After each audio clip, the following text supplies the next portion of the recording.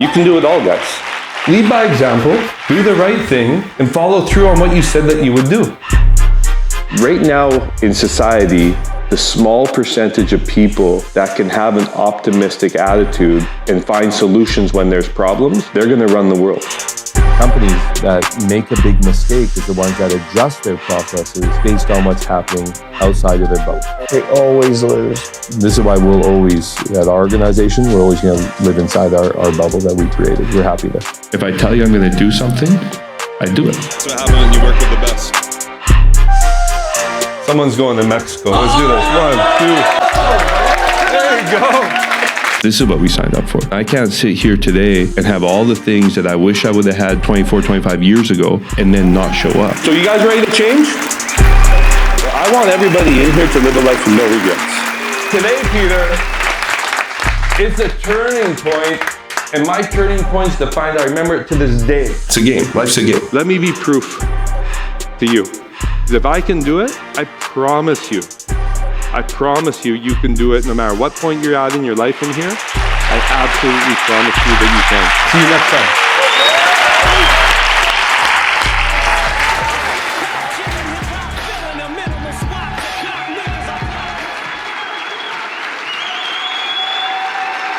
So,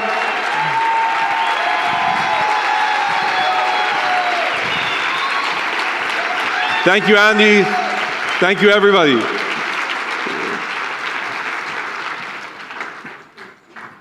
So if you ever want to scare the shit out of yourself, put together an event this big and then put yourself in the middle of the speakers lineup. Because there comes a point in the day after the first few speakers go and you're like, Chris, can we remove that from the lineup or not? You know, so it's interesting because we heard talks about operating outside your comfort zone and pushing and dreaming and all these things. And I'm up here, I'm not a public speaker. That's not what I do.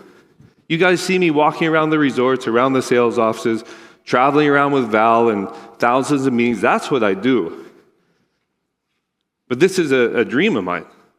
I want to do this. It makes me uncomfortable. And after 24 years in a company like this one, I have things to share.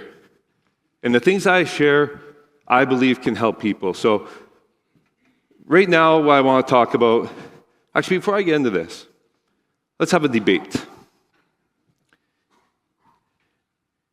Is a college diploma or degree, is that education, is it important? Yes or no? I mean, it helps if you have it. I mean, let's not get it wrong, right? But, I just asked a whole room of salespeople if college degrees are important. How dumb was that, right? I mean, that's a rhetorical question. So, is education important? It's extremely important. And what I found is over the years is the most valuable education in the world is around you every single day. And the game or the challenge is are you conscious enough to pick up on it? Are you conscious enough to pick up on the lessons that can potentially change your career, change your life, change your relationships, change your decision-making processes? Because let's face it, we're in a society right now that is constantly training us, without us knowing it, to live a subconscious life where we just wander around in this imaginary world with all these electronics and gadgets, and now we have AI and all this stuff. So the challenge is being conscious enough to pick up the ultra-valuable lessons in life that are all around us.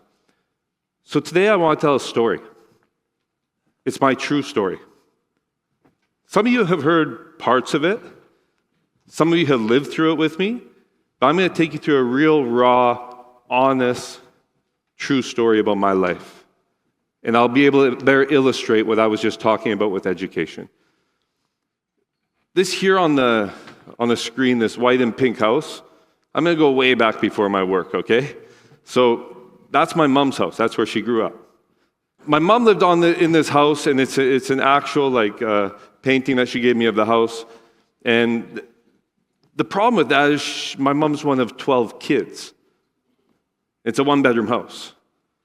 farmland 30 miles from the closest town of about 600 people called Macklin, Saskatchewan. So this is my dad in Macklin, if you want to get an idea of what life is like in Macklin. So my parents linked up.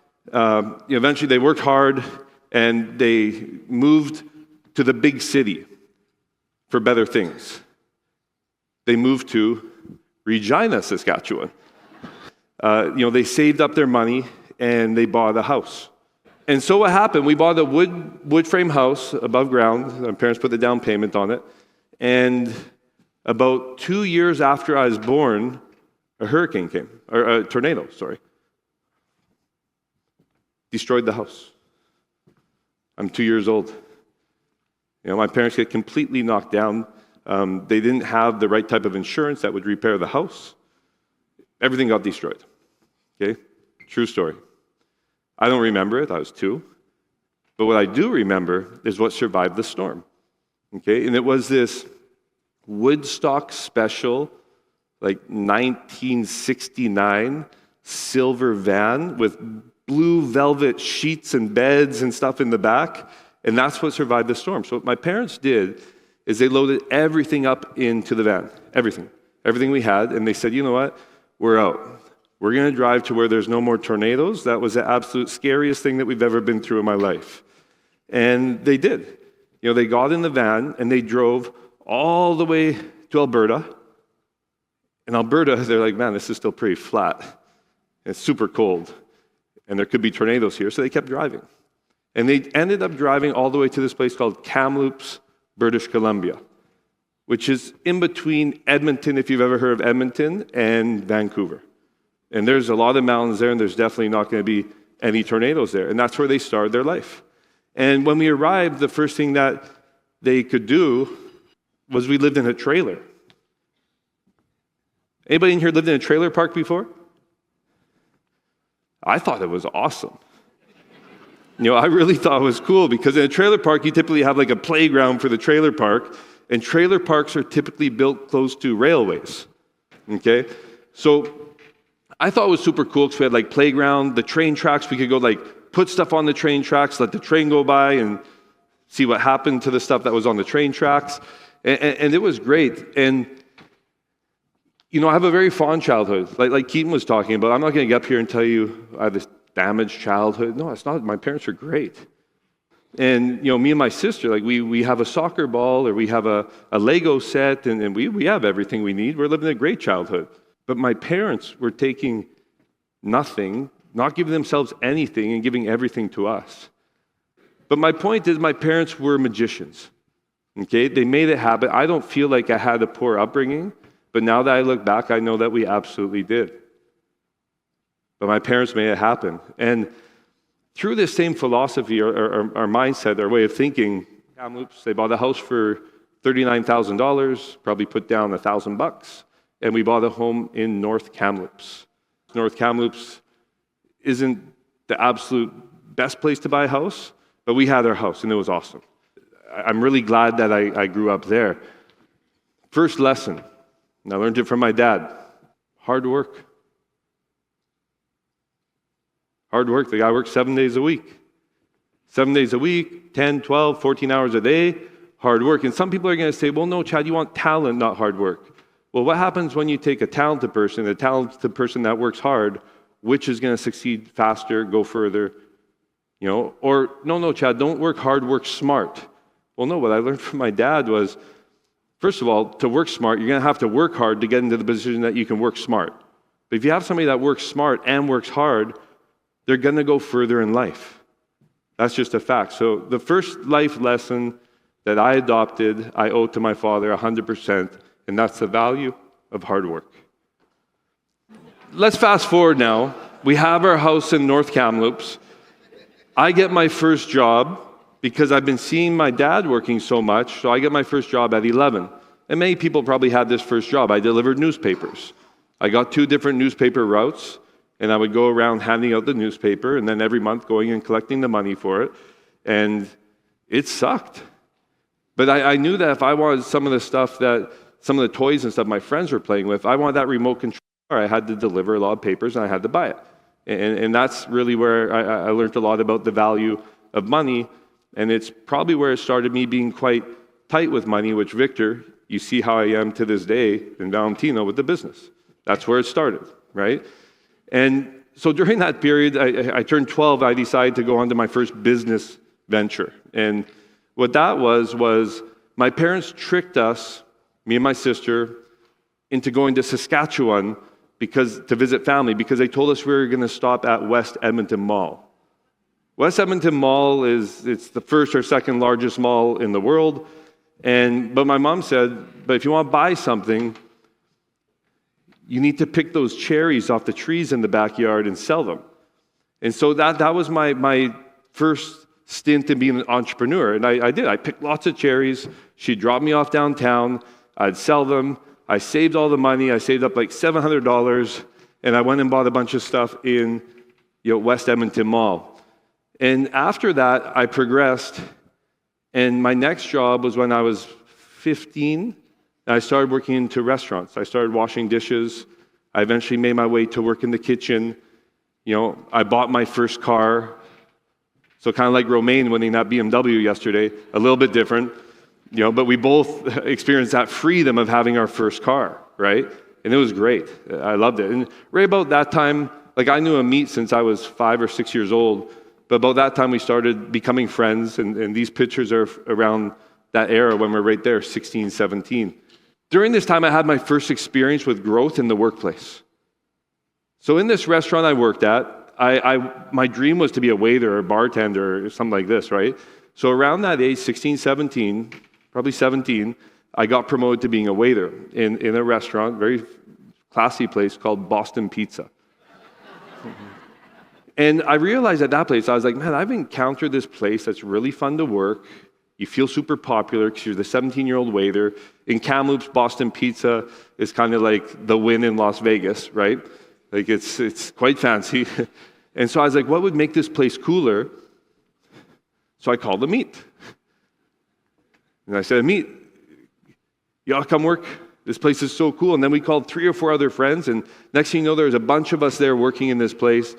And it was really, really amazing. And we built our own work environment. I had my car. Everything was amazing. Okay? Then I grew up a couple more years. Now I'm 19 years old in this picture. And I was like, man, that cherry thing went so well that I'm going to do another business venture. And I saw there's a flood in Texas. I found this website, because now the internet's becoming a thing. And I found a website where you could buy cars that the insurance companies wrote off. So this car was in a flood. And I was like, I'm going to buy this car. I'm going to fix it up and polish it like I did my old BMW. And then I'm going to put it for sale. And I'm going to make like $12,000. And I'll be, man, I won't have to work for a year. It's going to be awesome, right?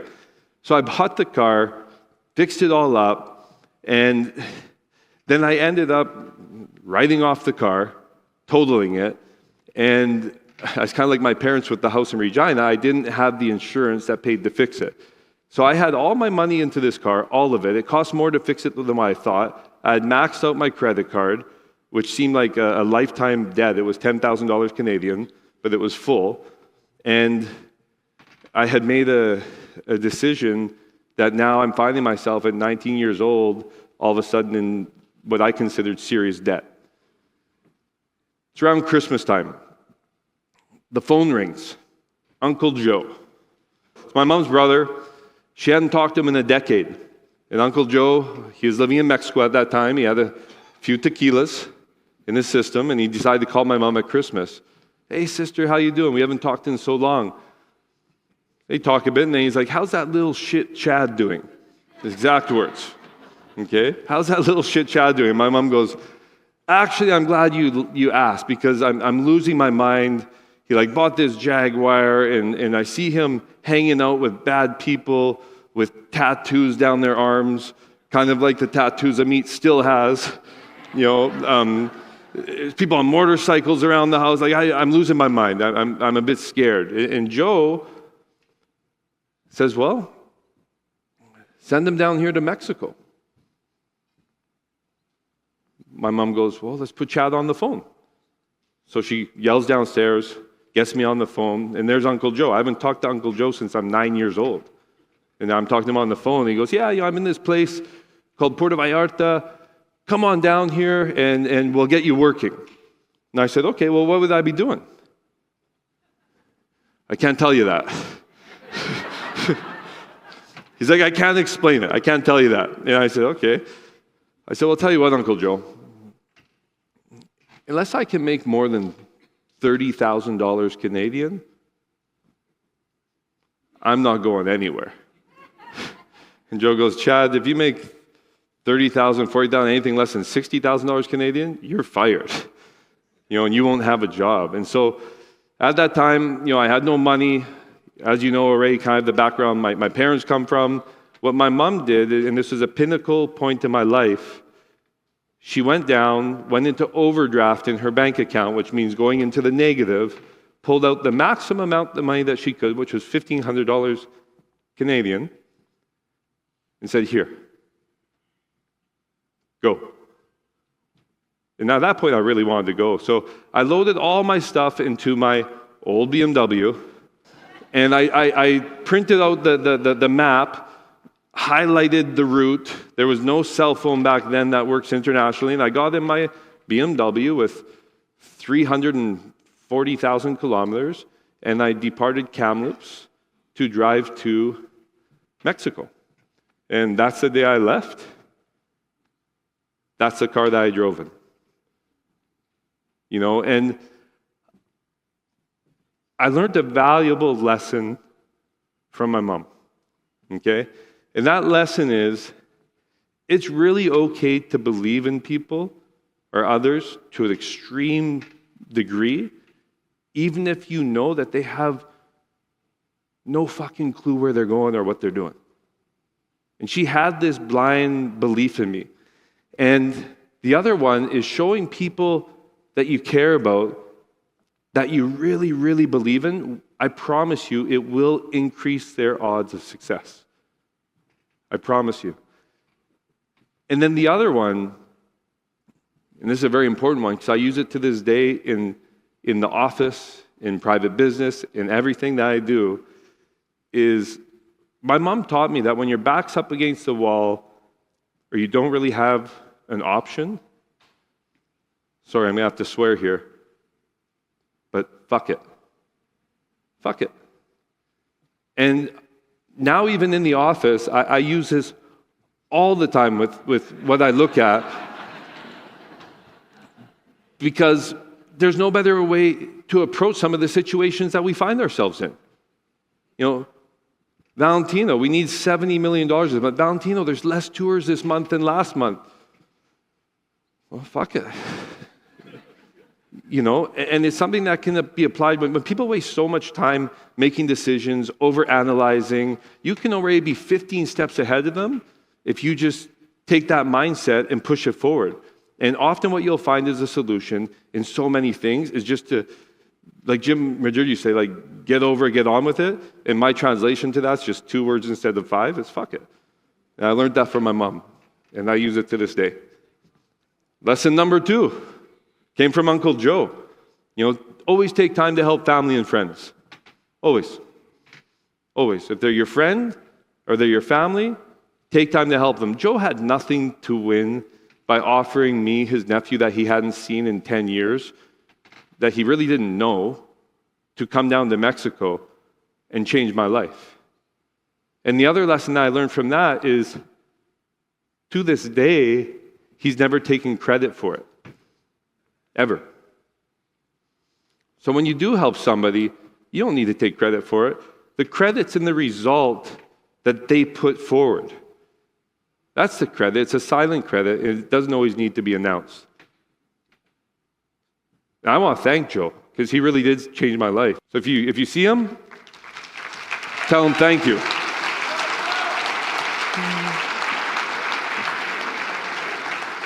All right, here we go. Work life. Anybody know this guy? All right. For me, that's where it all started. So I get to Mexico, and Joe's like, okay, here's what you're going to be doing. And he didn't really explain it completely, but kind of. Because we're going to this palace, You're going to talk to this guy, Enzo, and just tell him you know how to sell.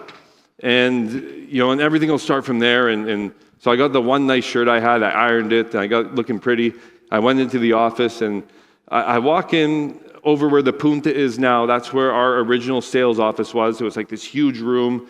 And I walk in, there's like, Joe's nephew? I'm like, yeah, I'm Joe's nephew. How old are you? Always be honest, okay? But I said I was going to be very transparent in this story. So I looked around the office, and everybody was like 40, 50 years old, and I'm like, I'm 20. I'm like, shit. I'm like, yeah, I'm 27. Next question. He goes, okay. Do you have any selling experience? I'm like, yeah, I've sold lots of things. Like I'm really high level, and I'm at the top. And I was like, please don't ask the follow-up question. Like if this is an investigative question, don't ask the follow-up question. And he didn't, which was good, which was like, okay, where exactly did you sell and what did you sell? So he told me, okay, great. You're hired. Start tomorrow. Bring a blue marker, a green marker, and a calculator. Don't be late. If you're late, you go on overflow. If you're late again, you go on overflow for a week. And the third time, you're fired. I said, okay. So Uncle Joe helped me get together, and Enzo told me, what you're going to do tomorrow is you're going to come in and you're going to shadow. And I'm like, okay, yeah, perfect. And I thought this was salesman lingo. I had no idea what was going on. So I got back with Uncle Joe later in the day. I'm like, Joe, what's a shadow? And he explained to me, well, you're going to go follow somebody around. So I followed Sasha around. And then the next day I was following somebody else, and partway through that day, I got pulled off that tour to, they said, hey, we had more tours than we thought today, so your tour's at the front. And at that point, I had $1,500 Canadian. The peso was at 5-1. I drove from Vancouver to Vallarta, and Joe had me renting a room in the house in Versailles with a family living in it. And I had not much money left. So I got this tour, 2 single ladies, ends up they were married. The OPCs wired the tour. And I sold that shit. First day, boom, awesome. It was great.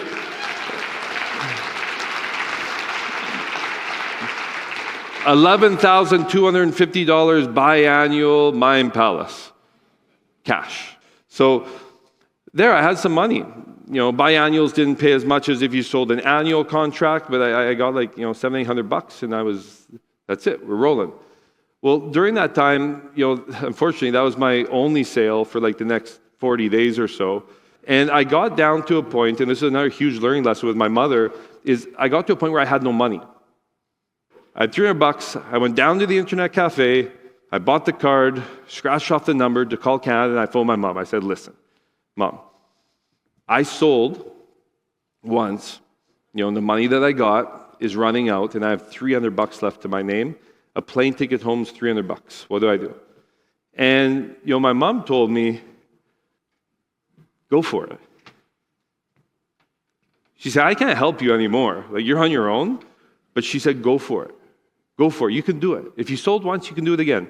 And she goes, if my brother sells, is he selling? I'm like, yeah, he sells all the time. She's like, if he sells, you can definitely sell. So keep going. And she talked me into it. And I did that. I kept going. And in the next few days, I went below the $300 mark. So you're past the point of no return. And this is where survival instincts kick in. And I go back in an office that I know nothing more 3 days later than I knew 3 days previous, and I sold. Honeymooners, 17010. Every year, Mind Palace, 2-bedroom, full commission. Boom, right? I'm rolling. And I go and I sell the next day, 11,250. I sell the next day, 32,600, I think it was, for a 2+2 Mind Palace. And I sell the next day, and I sell the next day, and I sell the next day. Next thing you know, I've sold literally 25 tours in a row. And now at this point, I really hope I don't overdo the time, but I'm 2/3 through on the time, so we're okay. But at this point in Mexico, it's a bit the Wild West compared to now. And they're paying me in bags of cash, right? Like literally bags of cash. And at this point, I've moved out of the room, and I'm living in Versailles. I rented a home from Sasha way, way back off the beaten path, but it's my own home. And so what I did, I took everything out of the freezer, which I didn't have much in there anyways, so it wasn't that hard. And I started getting like yogurt containers and stuff. And I was taking the money and I was just sticking it in there. So I was getting paid cash. I didn't have a bank account. I didn't know how to open one. Until finally, over that streak, the freezer got full. And so I had to do some of the money, and I went and opened a bank account and put the money in. And this is a true to God story, okay? Over that time period, I went on a good tear. I lived up to Enzo's rules. Understand Enzo, this is a guy that you'd show up to work in the morning, and we had a sales room like this size, and I don't know if anybody ever experienced this with Enzo, but he'd have Eye of the Tiger playing on 10, and everybody would have their shoes off, and they'd be running laps around the sales office. Did anybody ever do that with Enzo? Just so everybody knows I'm not bullshitting up here, okay? His rules never changed, though. So I was his top guy now. I'm winning months. His rules didn't change, and he would remind me of it, and I would see people, if they're late, overflow, late twice, week off, not week off, you had to come into the office, 3 times you're out.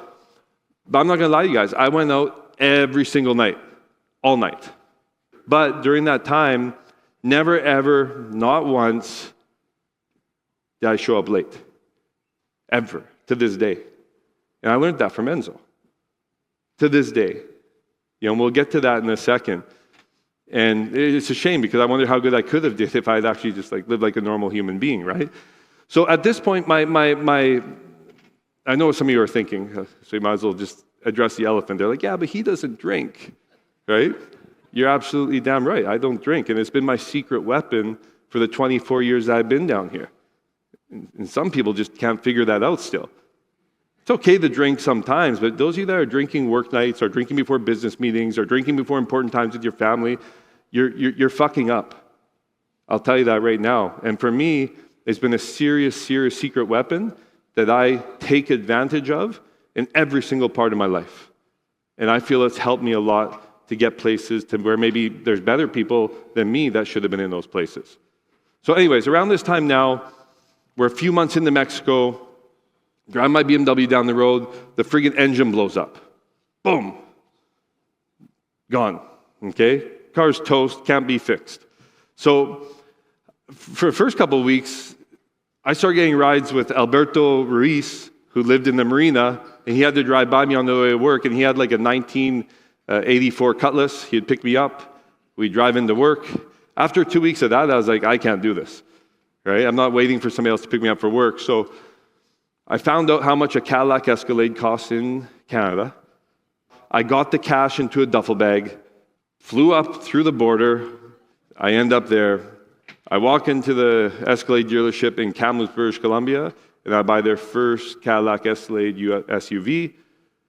Before driving back to Mexico, I stopped by my good buddy Amit's house and say, do you remember this day? I pulled up in this thing, and he'll tell his version of the story, so I might as well say it. I'm wearing a velour tracksuit, okay? Which I thought was pretty cool back then. And I said, yeah, bro, I just came back. My car blew up, so I came back and I bought this Escalade. And he's like, wow, you financed it? No, I paid cash, and like literally cash. And he's kind of taken beside, what are you doing down there? And I said, well, kind of like international investments, real estate stuff, and then, but I'll see you later, right? And so I drove down to Mexico. I get to Mexico, and I receive a phone call. And it's Amit. And he goes, hey, bro, I know you won't tell me what you're doing down there, but I'd like to do it too.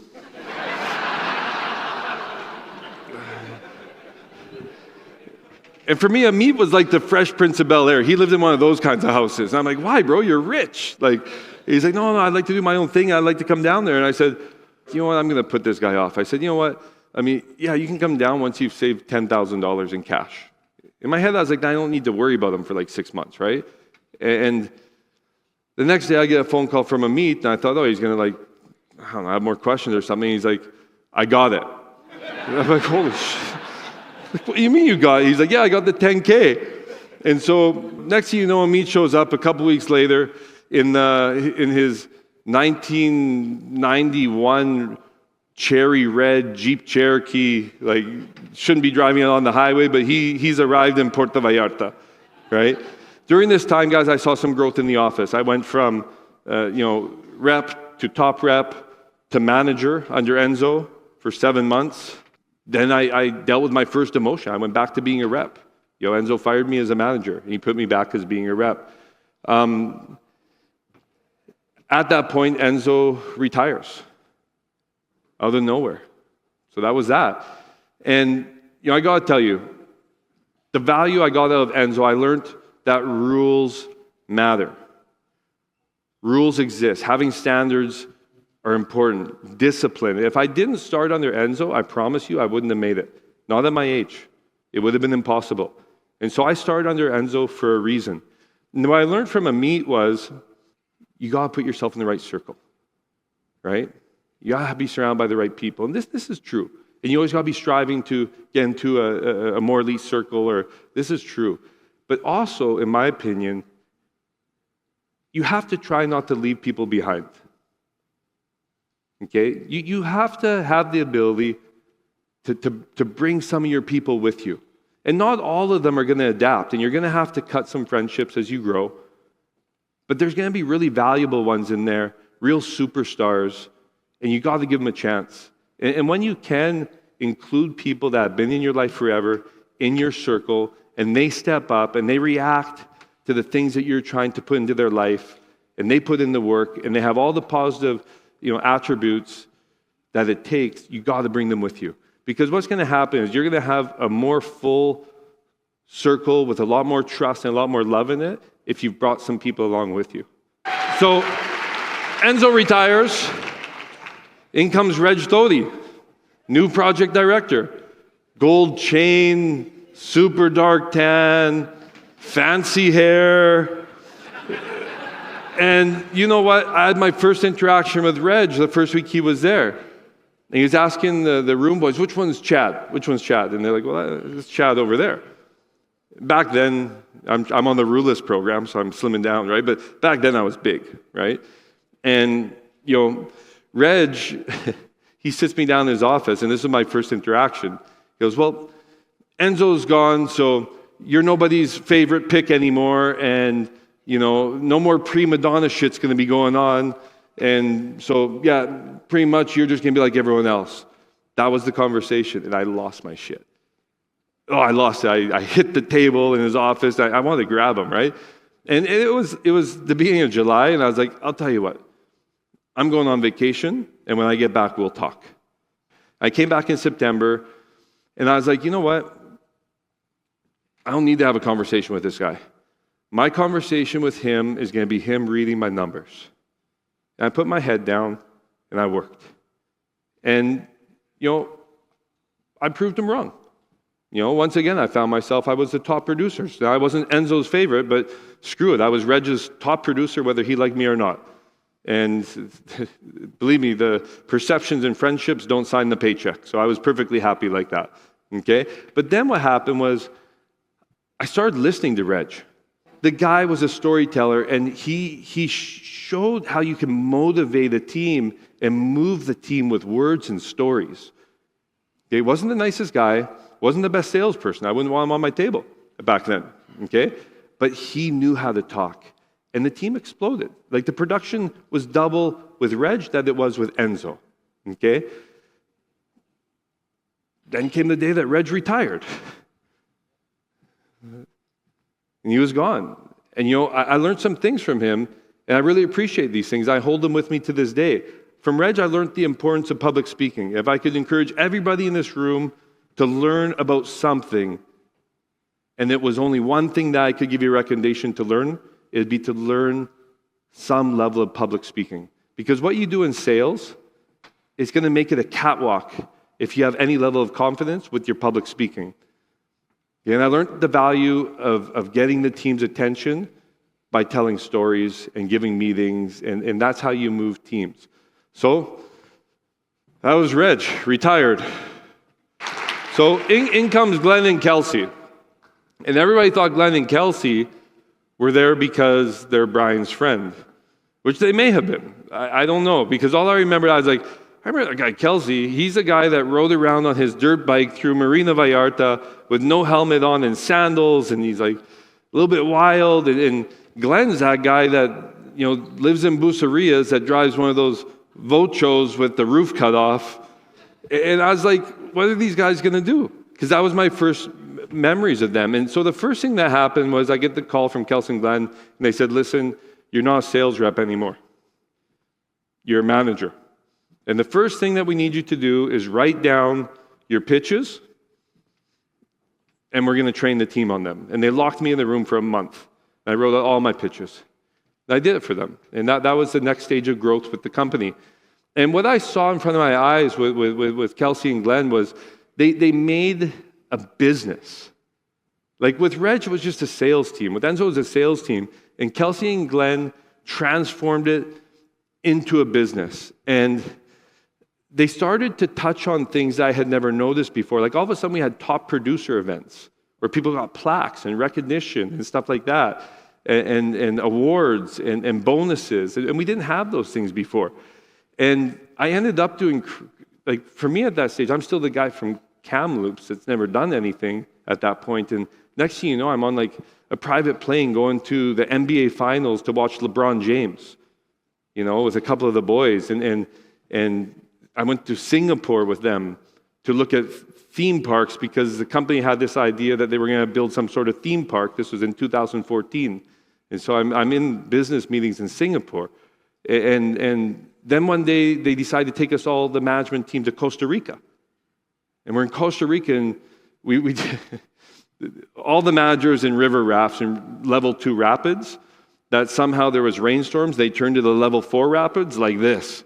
And we're 5 days into the Amazon. And I'm with Glenn and Kelsey. And at that point, I got my next growth, which was Glenn and Kelsey had decided to make me the sales director of the rooms. And here's how they introduced me in Costa Rica with all the managers. So we're going to put Chad in charge of all the sales rooms. And you saw all the managers go, oh, I was an asshole back then, right? I'm a lot nicer now than I was then, I'll tell you that. And then Kelsey goes, yeah, but nobody's going to have to report to him at all. And I'm like, how am I supposed to be the sales director if nobody's going to report to me? And I, you know what? I was so pissed. But now looking back, I really, really appreciate it because he absolutely did me a favor because it forced me to change some of the real negative things automatically in order to survive in my position. The one big one I learned from Glenn was just to be a good human being. And you can get everything accomplished that you would being aggressive, being kind. And that's why I learned from Glenn. And it's just how he was, and it brought such a great thing to the workplace. And both Glenn and Kelsey taught me the true value of team experiences in a business or a workplace, outside the office. So, Glenn retires, and off he went, and now it's the Kelsey show. And the Kelsey show was really the Kelsey show, let me tell you. And there was an automatic change. It was like somebody took off the handcuffs, and it was one day to the next. And it was biblical in a way. And I really, right in front of me, saw extreme leadership for the first time ever. Like extreme leadership. On it all the time. And Kelsey did really amazing things. Like I remember he started sending us to Harvard. Like 5, 10 of us at a time, just boom, you're going to Harvard. Kind of like Oprah Winfrey, you're going to Harvard, you're going to Harvard. And we all went to Harvard. And we started learning the importance and the value of self-education. And that's why I believe into it so much to this day. It started with Kelsey. It really did. And then the events just elevated. Like next thing you know, we have Robin Thicke in our sales office singing, and Neo, and the events really just went up to the next level, which also has inspired me a lot with the events that we do. Kelsey was spontaneous. Spontaneous is exciting. And I love that about him. And I remember one time we're in front of the resort, And Kelsey had this like a 31-foot Mastercraft wakeboard boat. So we're out on the boat one day, about 3:30 p.m. And the clouds were all stirred up, and all of a sudden there's a freaking tornado in the ocean. And so we're out there, and we're like, oh, that looks pretty bad. And then Kelsey's like, no, I think it just looks bad because we're so close. And our phones are going crazy because there's all these people in the office that were still working. It's going, wow, look, there's a tornado in front of the hotel. And you see in the pictures this little dot, and that's us in the freaking boat. And so Kelsey that day, he wanted to have this team building experience. And so he goes, oh, guys, we got to get back to the marina. And the freaking boat dies. It dies, and we're in the middle of the ocean. So now you have me, Chris, Ian, Amit, Ricky, and Kelsey trying to fix a boat engine. I don't know how the thing got started. Maybe Kelsey knew more about engines than we thought. But anyways, we get the boat back to the marina. It's about 5:30 p.m., and Kelsey's like, oh, I can't believe we lived through that. We got to get on the plane and go to Mexico City. And so we fly in the plane, we land in Toluca, and there's a helicopter waiting, and he takes us to Palenque, and we land on top of the Ritz-Carlton, and next thing you know, we're down on Mazarik in Ciprani, and it's 8:30 p.m. 5 hours ago, people were taking pictures of it in a tornado. And my point of telling you this is because spontaneous moments when you have the best interests of your team at heart, it's exciting. It builds memories. It builds camaraderie. You build a bond that can't be broken. And for that, Kelsey was a master, okay? So Kelsey brought getting with your people to the next level. He taught me a lot about helping people unconditionally. Through him, I saw the power of helping people, never expecting anything in return. And he helped countless people. And he made sales less about convincing and more about just helping people. Here comes the next chapter in my life, and I'll call this the Valentino and Brian chapter. And it's my next phase of growth. Now I went from the sales director, and all of a sudden, I get the call that I'm going to be the project director. And it was super awkward. It was the best call of my life and the worst call of my life at the same time. Because it's like, I told my mom when I started, I'm going to be Enzo. And now I'm Enzo. I did it. And it's supposed to be such a celebration, but it was at the cost, or at the same time, I should say, not the cost, but at the same time as one of my closest friends losing his position. It was very difficult to get through mentally, and I was lost for a couple days with it. But then what I realized was, it's much bigger than myself. And this is what Andy Elliott was talking about earlier. I realized that it was about all the people in the office and their families that were depending on them to support their life, their household. And it became nothing about me. And overnight, I removed myself from the equation. And everybody that came before me, Uncle Joe, Enzo, Reg, Kelsey, my parents, I owed it to them to be a good leader. I made the decision a week after taking the position that, you know what? I'm going to dedicate myself to making as many people around me successful as possible. I took a gamble. I promise you results. But just let us do it. We're going to need your support, but just let us do it. Give us a shot at it. And they had the intuition to give us a chance. We went on a tear. Goal, goal, goal, goal, every single month. And there's a lot of I in that. Yeah, I hit the goal. But let me tell you, it has nothing to do with I. The only reason that I made that guarantee on the phone is because the people that were around me. It's like, look at the team. We can't fail. I had such a team that had been assembled and built through the years from the people that were around there before me that I was invincible, indestructible, to the point that I was confident enough to put my career on the line to guarantee the numbers. Brian Eman. I learned a couple interesting things from Brian Eman, but the two main ones was, one, he knows how to make the tough decisions. So when him and Val came in and took over, they needed to make like 20 tough decisions with people that Brian was friends with and cared about, but they needed to set up the business in a sustainable way. And a lot of people didn't agree with those decisions, but Brian knew how to make the tough decisions.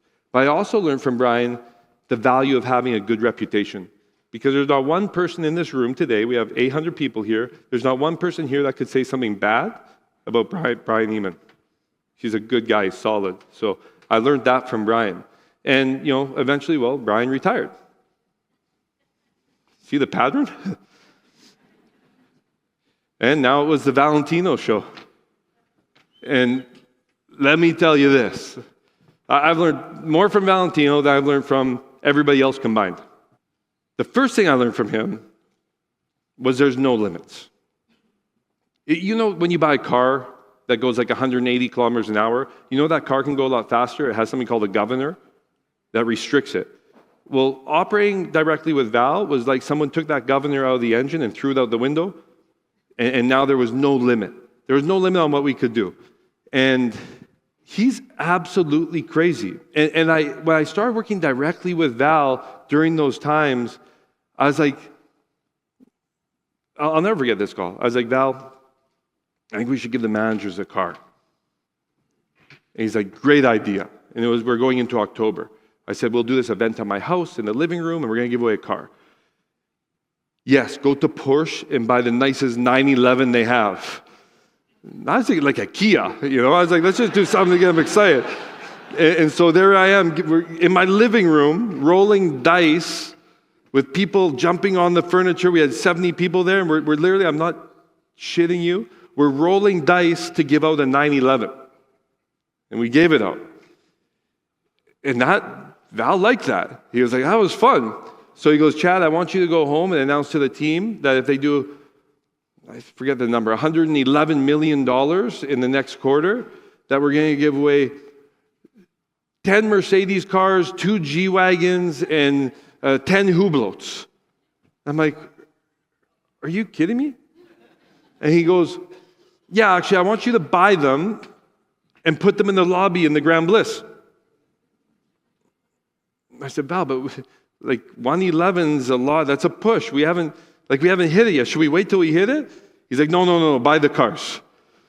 And next thing you know, we're in 1 week into a contest, and we have all these black Mercedes in the lobby of the Grand Bliss.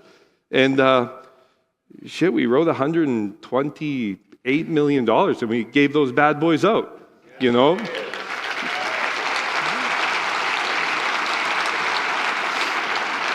And then we gave away a house in El Tigre. Those of you that haven't heard this story, we gave away a house in El Tigre with a few more cars and razors and stock investment accounts. And so I learned from Val, if we expect results where there's no limits, we really got to live in a world where there's no limits. And I also learned from Val to be the calm in the storm. And there's 2 scenarios where I've seen this, okay? One was, I can be calm under stress, but it's a lot different than when you're taking off from the airport in Puerto Vallarta and your plane 1,000 feet into takeoff hits a flight of pelicans right across the windshield. I don't know how much people know about planes, but if those pelicans hit the plane and fly into the engine, you now have a submarine. Okay? You're in that critical point of takeoff. So I remember this because the pelican hits the window and everything goes silent. And Val he doesn't smile, but he gets his look on his face, and he untakes his seatbelt, and he goes up by the pilots, sits down, and goes, well, I think everything's going to be okay. And it was me and him and Yvonne Chavez, and we're holding on, and we're both white. And then it's funny because we land in Phoenix, who aren't the most friendly for immigrations when you land at the FBO there. And they walk up and they're walking around the plane, and we're like, why do they keep walking around the plane? We're sitting in the plane, a Canadian, a Bulgarian, and a Mexican, right? And we're like, maybe it's some with their passports.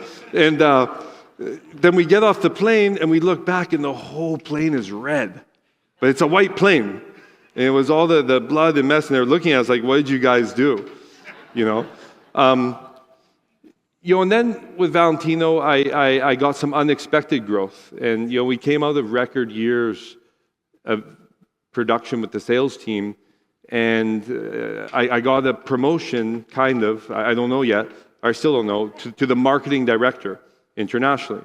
So it was the first time I'd have global responsibilities over something. But I didn't in my head know, is this a move up, a move sideways? I don't know what the hell's going on. And I really wasn't happy with it. It was very confusing. And I took the same mindset to it as when Reg told me that I was nobody, although Val wasn't telling me I was nobody. But I took the mindset, I don't maybe like the position that he's just put me into in my career journey, but I do have ambitions or plans that I eventually want to be responsible for everything. So screw it. I'm just going to put my head down. I'm going to over-deliver and over-deliver and over-deliver and over-deliver. And through that, I developed some principles with Val that I live to this day, and I feel that it's helped me enjoy this journey of growth and progression with Valentino. And I encourage you guys all to have your principles that you put into your job or your business or your family every single day. So every month I bring Val 2 new ideas. I don't know if he's realized the mathematics to that yet, but I bring at least 2 new ideas, fully drafted business plan, all the way to the point of execution. I put a lot of work into them. We get through maybe 1 out of 10 of those ideas. So I'm a 10% success rate. I build out all the ideas. It takes hours. But that's how I'm bringing value to Val's business. Okay?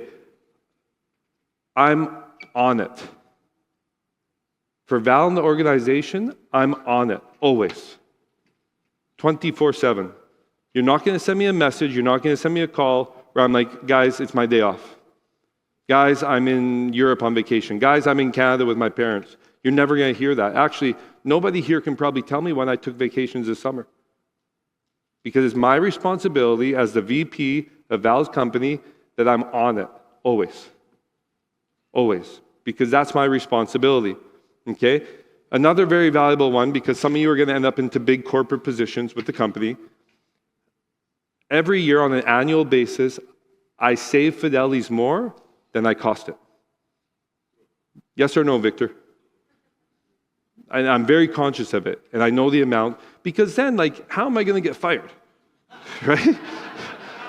It's cheaper to keep me than it is just to pay me and let me work. But it's a weird way of saying it, but it's true. I'm not doing it for job security. I'm doing it because I really care about the company, and I know the more I save them, the more we can do for the sales team, the more we can give away, the more bonuses we can have, the more spiffs we can have. But in the other way, the way I'm describing it is absolutely true. And then the last thing that I make sure that's a complete principle with Val is I have a task list because it gets hectic. And I write down the tasks of when I need to do them, and they're coming at me all the time. These meetings me and Val had the past couple of days, I have a task list of 50 things that I've already separated out into about 6 different days. I do not go home until that task list is done. Period. I don't care if it's great. If it's done at 3 p.m., great. If it's done at 6 p.m., 8 p.m., 9 p.m., it doesn't matter. I don't go home until the task list is done. I've learned from Val, he embraces talent and brings it close to him, which is very rare with the leaders in the world, not just in business. Okay, he really does that. He taught me about being crazy. It's an absolute requirement. He's also taught me to always keep your word. Okay? Val has thrown out there some wild stuff that maybe we wouldn't want to live up to sometimes. And he's like, we have to do it. I gave my word. I've never seen him break his word for nothing, even when it costs us. Any situation. And my goal is to live that same way, Val. And loyalty. Val stood beside me. I make mistakes all the time. I've made some serious mistakes, and Val's always stood beside me. I've learned a lot through him about loyalty. I've got to live around so many amazing people in my life, so many amazing people. And, through this journey, I found out you don't have to be special. You just have to be better than most people. Plain and simple.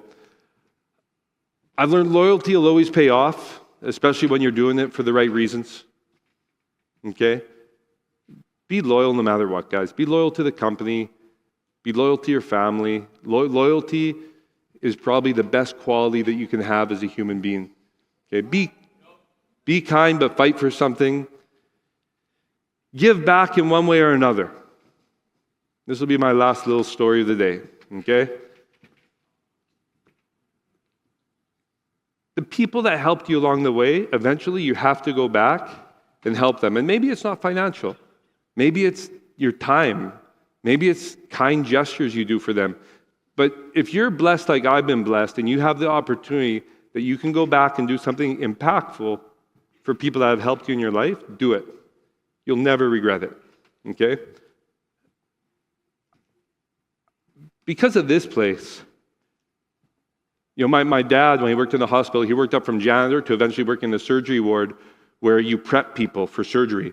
And that involves lifting sedated 300-pound people onto gurneys for surgery and stuff like that. And he's around 58 years old. He is 7 years away from retirement. And he was just like, I cannot do this anymore. And I could hear the pain in his voice. I got to give my dad the phone call. You're retired. Because of this. Because of the company that I work for. It's the best phone call that I made in my life. And to this day, my dad's retired. He retired 7 years early and got to start enjoying his life because he deserves it. But I know where that came from. It came from here. Okay? My mom, when she retired, this is the day that she retired. Her dream, people are like, why is there a Mustang taxi on the... My mom had this dream. She was like, since 1965, she wanted to have a convertible yellow Mustang. It was this big thing of hers. So the day she retired, I took her to the dealership, and I told her, Mom, I bought a Ford Lobo in Canada again. I'm going to drive it to Mexico. I need you to sign the papers for me because I'm a non-resident of Canada. And so I had them not show her the papers, and she just trusts me, so she signed them. Well, after she signed them, we walked by this car, and she goes, wow, look at that car. Wow, it's amazing. And I was like, oh, man, look at the price.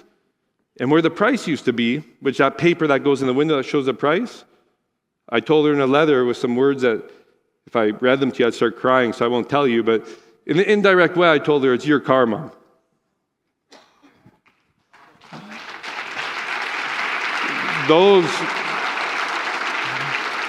Those are retirement balloons that you see hanging there. And and then most recently, I got to sell that home that they had bought for $39,000 in North Kamloops. And just this past year, the company helped me move my mom into her dream home over Kamloops Lake in a country club called Tobiano. And I'm not telling you that because it's like, hey, look at me, Chad's so nice. Why I'm telling you that is because the last lesson I want to pass to you is you have to have gratitude. You have to be thankful for what you have. And that will help you be loyal to the company that you work for. It will help you produce. But you have to have an extreme level of gratitude and be thankful. And then you have to do actions that elevate that. And for me, to be able to do these things is more valuable than absolutely anything that I could buy myself. And it makes me just love the company that much more. The last thing that I'll tell you is this. And I thank you for the extended time that I stayed on stage. Let me be proof to you. If I can do it, I promise you, you can do it no matter what point you're at in your life in here. I absolutely promise you that you can. That was my true story.